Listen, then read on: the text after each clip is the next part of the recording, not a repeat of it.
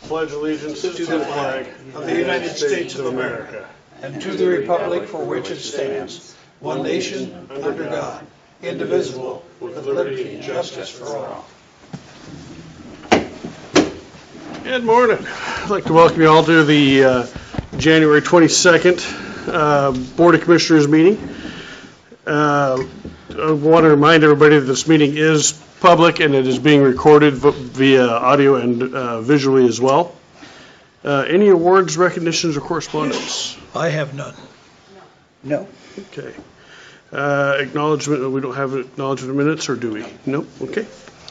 Any additions to the agenda? No. All right.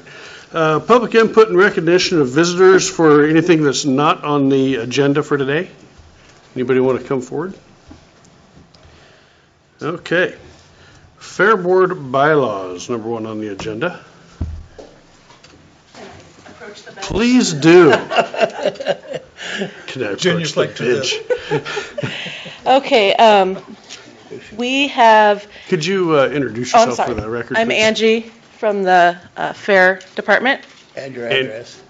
Excuse me? And your address. Fair Coordinator. And our actual address? Yours. Oh, 1705 East Airport Road, Hermiston, Oregon. Sorry, I didn't have to do that last time. So Doug Olson and I, for the past several years, have searched our archives on my end and his end, and we were never able to come up with the actual Fair Board bylaws. We came up with the Memorandum of Agreement that governs the Fair Board that was, I think, signed in 2005. But we were never able to come up with bylaws. So this year, now that we're back into a proper term turnover of Fair Board members and Fair Board elect members, I was made aware that they don't really receive anything when they start their term. And the Fair Board formed a small committee consisting of myself, Commissioner Elfering. Your signs are switched, so lucky I know you. and Lucas Wagner, who's our former chairman, and we came up with we kind of started from scratch and we rewrote them. So that's the document that I think you guys have and have gone over, and basically it outlines appointments, terms, vacancies, removal. The 3 governing documents, which is the Memorandum of Agreement, the Umatilla County Ordinance, and the state statutes. Something new that we added on page 3, which is section 4E, was the addition of advisory positions, which would allow the Fair Board to appoint volunteers in specialized areas as they see fit, and those would be non-voting members. And we have already created an addendum to these bylaws, which is the last page, which adds the position of a financial advisor. And it's our intent to appoint Lucas Wagner to that position, which his appointment would be on another document. But anything that we create under that advisory position would be added as an addendum and need approval as well. So. Is there any questions? For the record, I would like to thank Commissioner Elfering for his comprehensive review of this document on our behalf. I can assure you it's very fine. Meets all points. Read more than I did. There's one thing, Doug, I forgot to add. You had me add the Umatilla County Ordinance to the last bullet point on page 1 under membership and terms, section A. I did not add it to Article 1, Section B, authority. I still only list the Memorandum of Agreement and state statutes, and I need to add that ordinance to that one on page 1 as well. The same ordinance as is under Section C? Yes, I just didn't name it earlier in the document when I named the other 2 governing documents. Okay, yeah, we have room. We can do that. Not a problem. But I'm hoping to have these officially approved. If you guys... Chair, I move approval of the bylaws as with the change noted. Second. Got a motion, a second. Any further discussion? Thank you for all the work on that. Appreciate it. Thank you, guys. All in favor of the motion, say aye. Aye. Motion carries. Thank you, Angie. Thank you. Thank you. Okay, Stanfield Echo Enterprise Zone. Good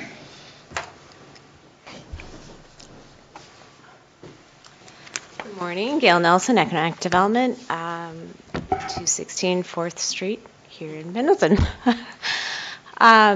So, Stanfield and Echo are proposing to create their own enterprise zone. They will use their urban growth boundaries as the boundaries for the zone. Current action is the Port of Umatilla has their resolution to consent, and that was passed at their January board meeting, port board meeting. City of Stanfield passed last night at their city council their resolution, and City of Echo passed at their city council meeting last week their approval. So it is before you as the Board of Commissioners for counties co-sponsorship of it. So it's a co-sponsor between Stanfield, Echo, and Umatilla County. Port of Umatilla, they are consenting. So this enterprise zone will also include the option to include hotels, motels, and resorts, and they have all approved that. So. And this, I think everyone is aware, was brought about by the revision of the Umatilla enterprise zone, which then they asked Stanfield and Echo to form their own and to divide the enterprise zone. So this kind of completes that sequence of events. Correct. Personally, I really like the idea that they have their own. I think it gives them greater flexibility in ownership of it. Well, yeah, they're more similar, and I just think it's a better idea that they have their own. Mm-hmm. I think that's... Mr. Chair, in the matter of the Stanfield Echo Enterprise Zone, I move adoption of Order BCC D 2020-010. Second. Okay, any further discussion? All in favor of the motion, say aye. Aye. Motion carries. Thank you, Gail. Thank you. Okay, letter of support for... Angie, would you call me later? Yeah. Okay, thank you. Okay. Gail Nelson, Economic Development, 216 Southeast 4th Street.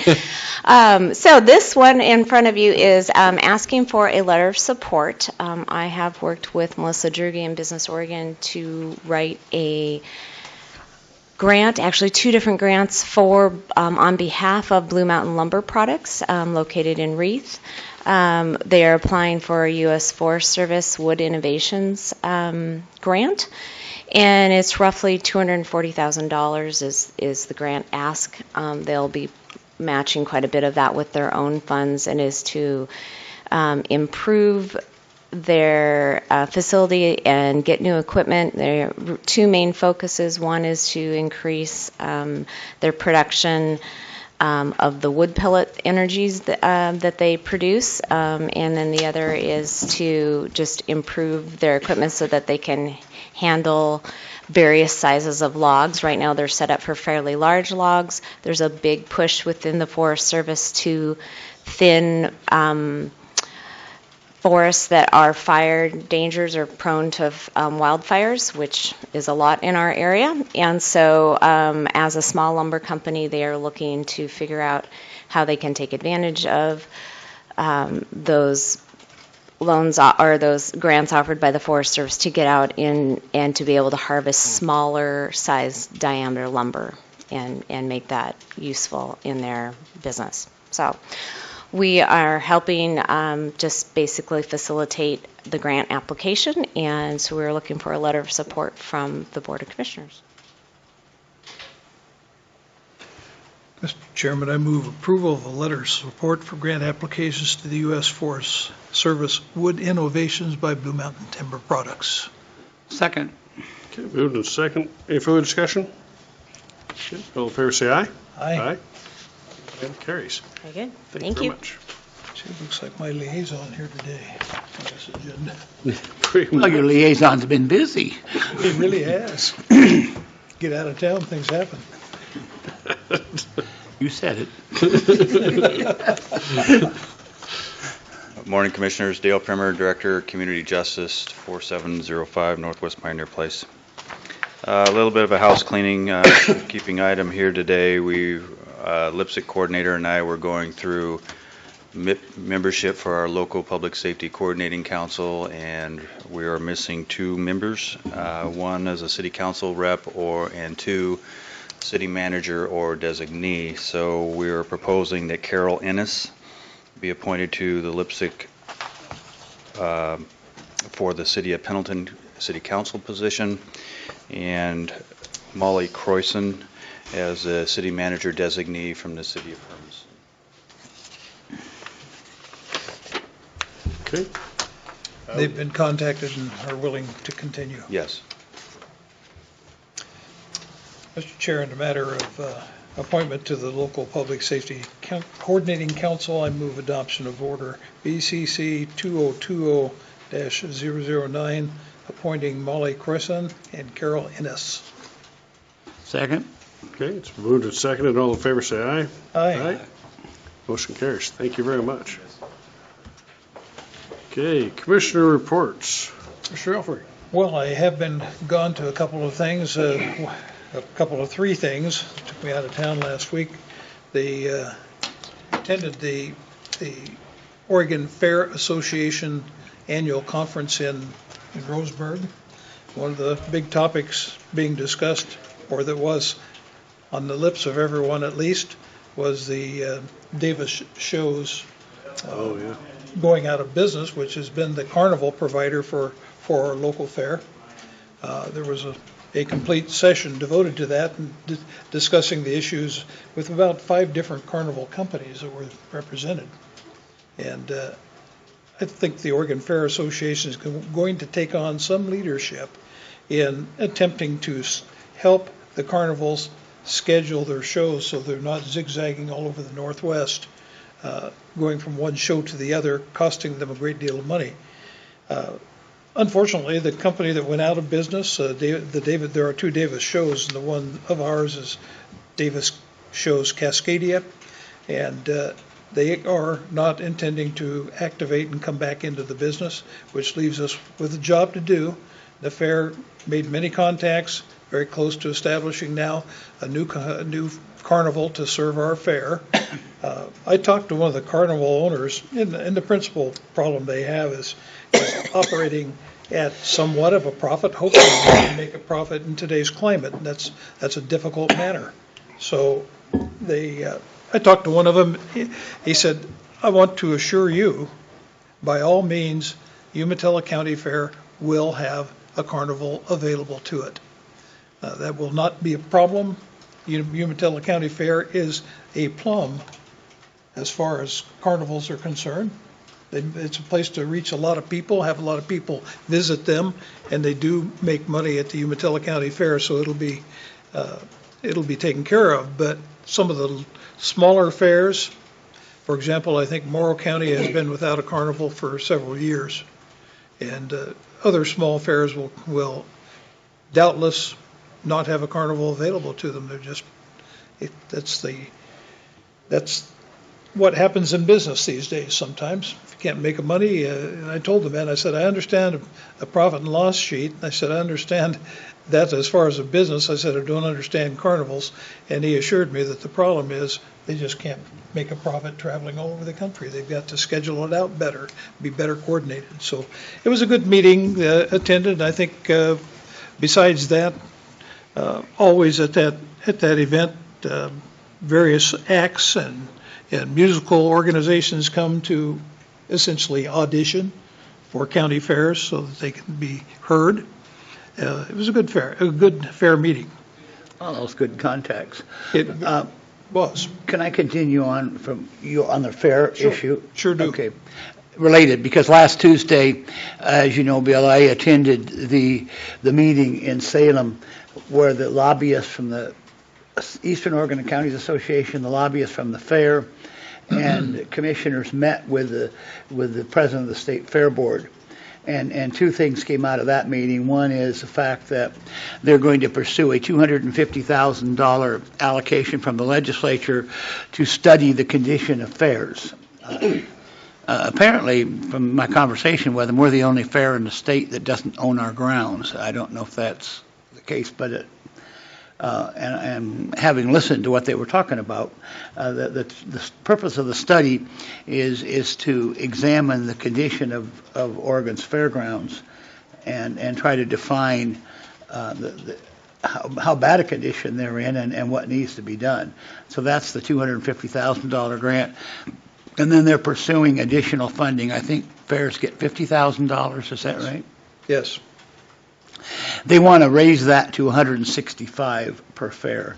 They don't think they can do that all in one fell swoop, but that's what came out of that meeting that morning is the aging condition of the grounds and their desire to get more money per fair. And the Oregon Fair Association lobbyist who was approved at that meeting made that clear to the group as well. Yeah, so that's the fair part. The other meeting I attended was the board meeting and a retreat for the City County Insurance Services Board. And it's looking like any increases are going to be relatively, Robert, minor. So that's a good thing. It's a good thing that, and we will vote on that at our next meeting as for when we have the final figures in. But it looks like any impact from an increase in rates is going to be somewhat minimal. So your projections are probably right on target.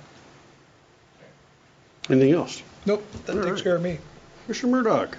I think, did I report on Monday on AOC at last week's board meeting? Can't remember. Yes, you did. Okay. I didn't hear it. I'll have to read the minutes. Well, it wasn't long. Obviously the big topic at the regular AOC meeting on Monday was trying to position AOC with respect to issues. There was a short but energetic discussion of L19, whatever it is, cap and trade, anyway. AOC, what? Legislative Council. AOC has 11 talking points that they have created relative to the proposal, but AOC also is not taking a position. They wish to be at the table for conversations, but in light of the membership of AOC, they are not taking a position on that. They did express great concern about community corrections, continuing to express community corrections, very, very interested in that topic, and also the prevailing wage proposal regarding enterprise zones and related issues, and its potential impact on rural counties was also a discussion. I then had an opportunity on Tuesday to actually go up to the Capitol and visit with some of the legislators, and right now they're just kind of waiting to see if they have a session, if they can, and what comes up, if they can maintain a quorum in Salem. It appears that the purpose of the second session has been forgotten. Yeah, that was certainly a concern, is the fact, and if you'll see, I think there's an editorial in the paper today about the fact that we've completely lost sight of the short session and what it was intended to be. But that was a lot of the AOC stuff. The next big event, well, we'll have, I think it's February 9th, 10th, I can't remember, our next AOC day in Salem. But prior to that, on February 6th, I think there's a lot of rural interest in the fact that the what's being called the Timber Unity Rally is February 6th in Salem, and I think there will be a large rural presence there for that event. Was action taken at that meeting to appoint the executive director to make that decision? Yes, we have now signed and contracted Gina Nichol. Yeah. As executive director. I had an opportunity at Scott Fairley's celebration of life to visit with Mike MacArthur who was there in the audience. He was, in fact, I walked in, almost stepped on his toes walking in the row, and didn't see him, and I was sitting right next to him, so we had some good I didn't see him. He is featured in the most recent issue of the Ruralite. Yes, I saw that. Also, I told him I saw that. But yes, Tuesday morning, Rob Bovett and I, we met Monday. Monday, we defined some parameters for compensation and contract and so forth. And then Tuesday morning, Rob Bovett and I conversed with Gina on the phone and sent her materials in order to reach a contract agreement. She starts March 16th. It's good to have that part done. Speaking of the state legislatures, one of our colleagues, he is now a former county commissioner, is the newest state representative, Mark Owens from Harney County. So House seat number 60. So congratulations to him. That's kind of a change. Usually when someone's leaving office or they continue to serve out the rest of that, and those appointments don't occur, but this one, because our law requires that the state senator resign to run, that put that chain reaction in progress, didn't it? Yep. So it actually happened that they will serve in the short session. Yeah. Yeah, it's interesting. It's not something I don't think we've ever been involved in. Maybe we have, but I got an email from Judge Myers in Grant County indicating they've been quite involved in the appointment of both the senator and the representative. Because the commissioners pick the Senate seat and the rep seat. But ordinarily that happens, like, those people from Clackamas County said they have 17 representatives from Clackamas County. And I mean, they meet as a board to select. Out here is like, in Finley's and Owens's, there was like 9 counties had to come together. It's a major event. Yeah. So, okay. Anything else? No. All right. And I don't have anything either. So with that, we are adjourned.